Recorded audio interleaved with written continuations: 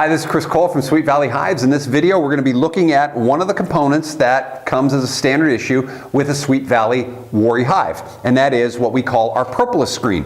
Now, in Worry's book, he describes a separation between the top box and the quilt box. Keep the bees off of the quilt box.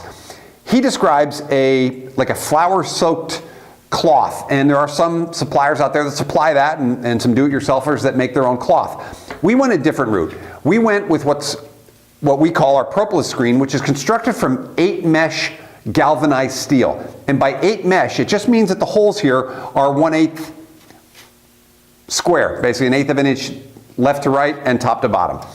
We mount that on a 1 centimeter cedar frame. So this way there's a concavity underneath it, and this way the screen is on the bottom, and that's the way we normally place it. You're going to place it on your hive box, screen side down, and what's going to happen, and quite frankly the reason we call it a propolis screen, is the bees are going to propolize the space between the top bars.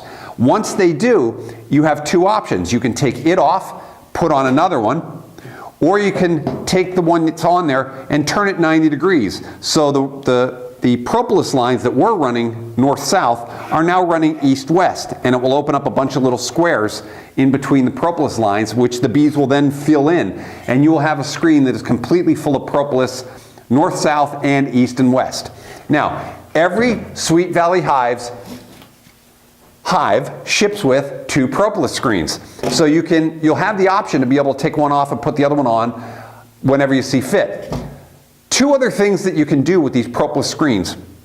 One of them is you can actually use it as a top feeder. And the way you do that, or the reasons you might want to do that, is after installation in March or April, when the weather's not quite warming up as fast as you want and the bees are staying in a cluster up top, you can take fondant, nice soft fondant, make about a pancake size with it, and press it right into the screen, on the top of the screen, so it's kind of start exuding out the bottom, and place it right on top of the hive, and you'll literally be pasting that fondant right on the faces of the bees, and it makes an effective feeder to help bridge that gap until the time when it warms up and they're off foraging as normal.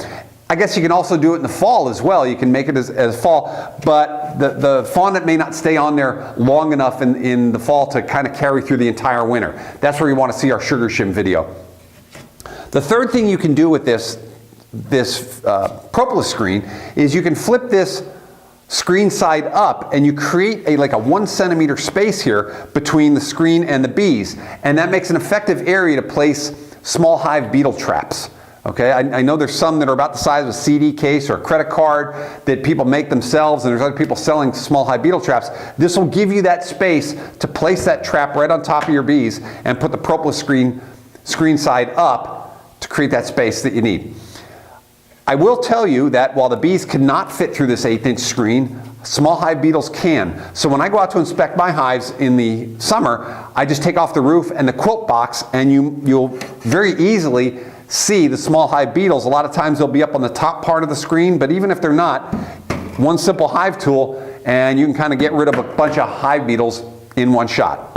So just as a reminder, every Sweet Valley hive comes with 2 propolis screens. I'm Chris Cole of Sweet Valley Hives. Check us out at sweetvalleyhives.com or Sweet Valley Hives on Facebook. Thanks for watching.